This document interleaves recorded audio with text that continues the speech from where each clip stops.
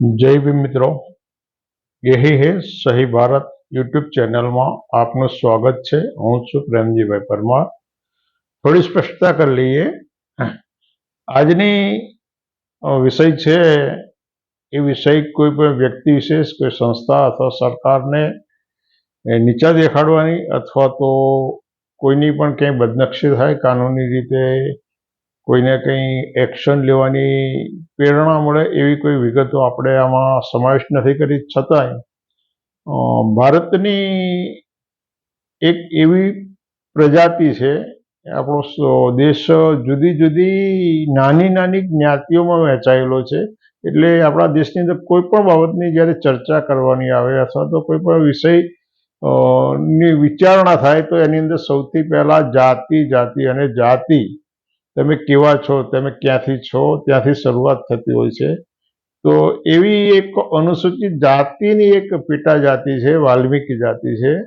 અને વાલ્મીકી જાતિ ઉપર આ દેશની સમાજ વ્યવસ્થા, વર્ણ વ્યવસ્થા અને ધર્મ વ્યવસ્થાએ એવી રીતે એવા સામાજિક બંધનો બેસાડી દીધા છે, એના કારણે આ પેટા જ્ઞાતિ અતિશય ગરીબી, અસ્પૃશ્યતા અને બીજા અનેક દૂષણોનો ભોગ બની છે।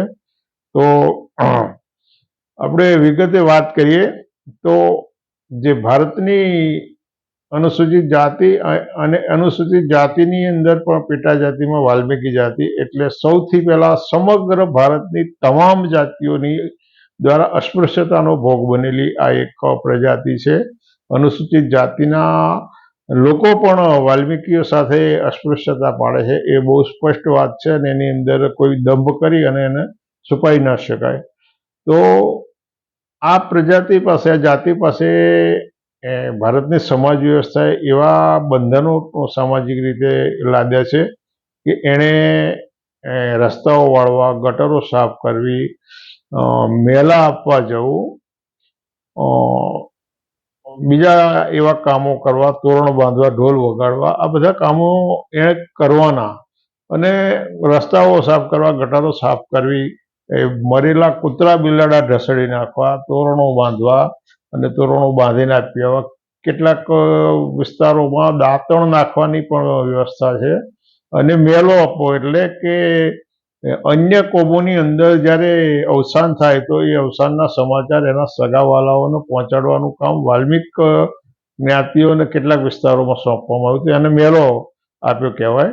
તો આ પ્રકારના બધા કામો આ જાતિને ઉપર ઠોકી બેસાડવામાં આવે અને સૌથી વધુ સારામાં સારું આ દેશને સ્વચ્છ અને સુઘડ રાખવાનું કામ આ પ્રજાતિ કરે છે। અને છતાંય એની સાથે સૌથી વધારેમાં વધુ અસ્પૃશ્યતા છે। અસ્પૃશ્યતાના કારણે આ જાતિ દરેક રીતે પ્રતાડિત છે અને એના કારણે કાયમી ગરીબાઈનો ભોગ બની છે। કારણ કે આ બધા કામો કરવાના અને એની સામે એનો અતિશય નિમ્ન માત્રામાં અથવા તો ટોકન જેવું વળતર મળતું હોય। ગામની સફાઈ કરવાની હોય, ગટરોની સફાઈ કરવાની હોય, કૂતરા બિલાડા ઢસડવાના હોય અથવા બીજા આવા કામો કરવાના હોય, છતાં એને પૂરું વેતન નથી મળતું। એટલે આ એક જાતિ સૌથી વધારેમાં વધારે ગરીબીનો ભોગ બની છે। ગરીબી હોવાના કારણે પૂરતા આહાર નથી મળતા, સુઘડ આવાસ નથી મળતા અને એના કારણે એ કુપોષણનો ભોગ બને છે। કુપોષણનો ભોગ બનવાના કારણે આ જ્ઞાતિનું જે પુરુષો છે, એની સ્ત્રીઓ, બાળકો દરેકનું આયુષ્ય ટૂંકું હોય છે। સરેરાશ ભારતીયનું જે આયુષ્ય હોય એની સરખામણીમાં વાલ્મીક સમાજના લોકોનું આયુષ્ય ટૂંકું હોવાનું કારણ આ છે કે કુપોષણનો અને બીજા પણ કેટલાક કારણોનો ભોગ બને છે। બીજું કે આમણે એવા પ્રકારના કામ કરવામાં આવે છે, ગટરમાં ઉતરવું, રસ્તાઓ સાફ કરવા, માથે મેલું ના અનેક કિસ્સાઓ બહાર આવ્યા છે। ગુજરાતની અંદર ખાસ કરીને સૌરાષ્ટ્રના વિસ્તારોની અંદર વાડા જાજરૂ હતા અને વાડા જાજરૂનું મળ વાલ્મીક સમાજના લોકોએ માથે એના ટોપલા અથવા ડબ્બા લઈ અને દૂર ફેંકવા જવું પડે। આ પ્રકારની પ્રથાની સામે ઘણી બધી કાનૂની પ્રક્રિયા થઈ છે અને અત્યારે પણ આ એના અવશેષો તો ટકી રહેલા છે। અને આવા વ્યસનોના કારણે અનિવાર્ય રીતે વ્યસન કરવું પડે, કારણ કે આ આટલી બધી દુર્ગંધ મારતી બાબત હોય અને એમાંથી એ જીવવું અને ટકી રહેવું એ મુશ્કેલ હોવાથી એટલે આ બધા જ કામો પૂર્વક કરવામાં આવે છે. અને આ હોવા છતાં સૌથી વધારામાં વધારે શોષણ પણ આ સમાજ બન્યો છે, કારણ કે એને આટલું બધું કામ કરવામાં, આવું દૂષિત કામ કરવામાં, અને એની સામે એને પૂરતું વળતર તો નથી મળતું. કૂતરા બિલાડા ઢસડવા, ઢોર વગાડવા, રસ્તા વાળવા, મેલો આપવો, આ બધા કામ કરવા સાથે એને વળતર શું મળે? એને માગેલી વાળું મળે, અથવા તો કંઈક ચપટી દાણા આપવામાં આવે, અથવા બીજું આપવામાં આવે. અને એના કારણે આ લોકો સૌથી વધારે શોષણનો ભોગ બને છે. અને એથી વધારે શોષણનો ભોગ તો કાનૂની શાસન દ્વારા બનતા આવ્યા છે. દરેક નગર પંચાયતોની અંદર સફાઈ કામદારોની જે ભરતી કરવામાં આવે છે, તો એમના પગારો વારંવાર ખોટકાય છે, અથવા તો એમના પગારો નિયમિત મળતા નથી. પછી જે કામ કરવામાં આવે એના બદલામાં નજીવું વેતન આપવામાં આવે છે. તો આટલું ગંદકીનું કામ કરતા હોય, ગટરોમાં ઉતારવાનું કામ કરતા હોય એવા વાલ્મિક સમાજના કર્મચારીનો, સફાઈ કામદારનો પગાર માસિક 1 લાખ રૂપિયા કેમ ના હોઈ શકે? પ્રોફેસરનો પગાર 1 લાખ રૂપિયા હોય, શિક્ષકનો પગાર 1 લાખ રૂપિયા હોય, એન્જિનિયરનો પગાર 1 લાખ રૂપિયા હોય. તો આ લોકો તો સમાજને સ્વચ્છ રાખવાનું, સુઘડ રાખવાનું કામ કરે, તમારા આયુષ્યનું જતન કરવાનું કામ કરે છે. તો એવા વાલ્મિક સમાજના જે કામદારો છે એનો પગાર માસિક 1 લાખ રૂપિયા કેમ ના હોઈ શકે? અથવા તો અન્ય સમાજના લોકો છે ત્યારે એવું કહ્યું છે કે ભાઈ ના, આ કામ તો અમે કરીશું, તમે વાલ્મિક સમાજના લોકો તમે આ કામ ના કરશો, અમારે કરવું છે. સરકારી નોકરીઓમાં મેળવવા માટે, બીજા લાભો મેળવવા માટે જે પડાપડી થાય છે અને જે એની અંદર ષડયંત્રો ખેલાય છે, તો વાલ્મિક સમાજ પાસે જે કામ કરવામાં આવે છે એ કામ કરવા માટે કેમ આવા ષડયંત્રો નથી કરવામાં આવતા? અને આ બધાના કારણે આ સમાજ શિક્ષણનો પણ એની અંદર ખૂબ પાછળ રહ્યો છે. એટલે પાછળનું પણ આ જ પ્રથા જવાબદાર છે. સૌથી ઓછું વેતન મળે છે, એના કારણે ગરીબી છે, કુપોષણ છે, અને એના કારણે પોતાના બાળકોનો ઉચ્ચતમ પ્રકારનું સારામાં સારું શિક્ષણ પણ આપી નથી શકતા. અને આ જ ગરીબીને કારણે એમના આવાસો પણ સુઘડ આવાસો નથી. અને સાથે સાથે આ સમાજની અંદર અંધશ્રદ્ધા પણ ઘર કરી ગઈ છે. એટલે અંધશ્રદ્ધાની અંદર પણ કેટલાક સામાજિક ખર્ચાઓ ન કરવા જરૂરી હોવા છતાં કરવામાં આવતા હોય છે. એટલે આ બધાના સરવાળે સારા આહાર, સુઘડ આવાસ અને ઉચ્ચ શિક્ષણ વાલ્મીકી સમાજના લોકો મેળવી શકતા નથી.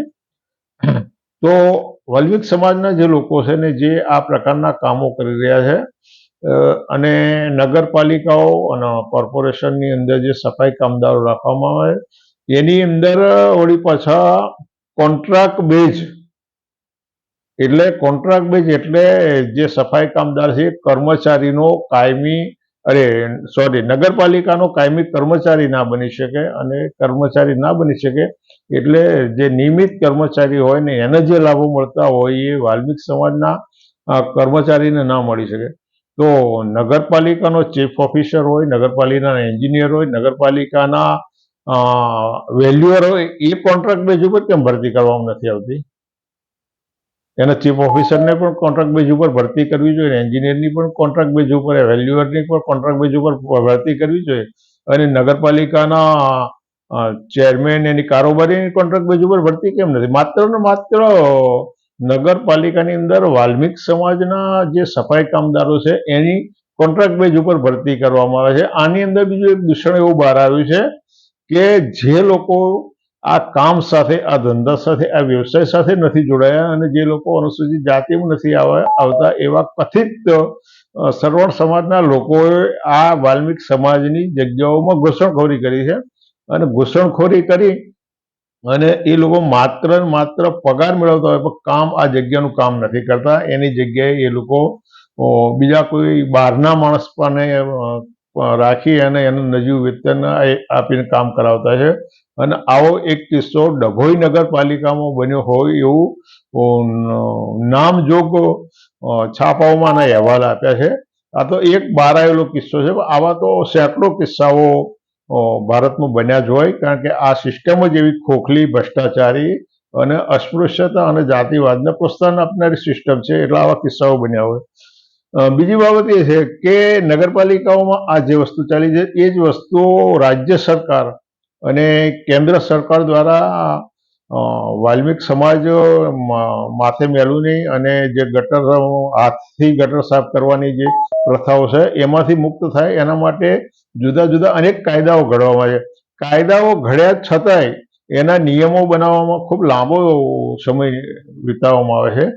તો જ્યારે વાલ્મિક સમાજના સફાઈ કામદારો પાસેથી કામ લેવાનું હોય તો એ કામ તત્ક્ષણે કેમ લેવામાં આવે છે, એની અંદર કેમ વિલંબ કરવામાં નથી આવતો કે ભાઈ આજનું કામ તમે આવતા અઠવાડિયા પછી કરજો, 10 દિવસ પછી કરજો.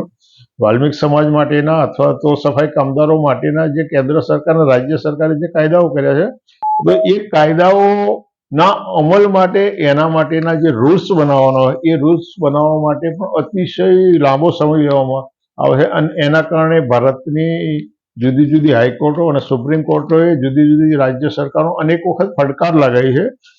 છેલ્લા 10 વર્ષના ગાળામાં તે 453 જેટલા કર્મચારીઓ સફાઈ કામદારોના ગટરની અંદર ગોગળામણથી મોત થયા છે. રાજ્ય સરકારના અને કેન્દ્ર સરકારના કાયદાઓ છે કે કોઈ પણ સફાઈ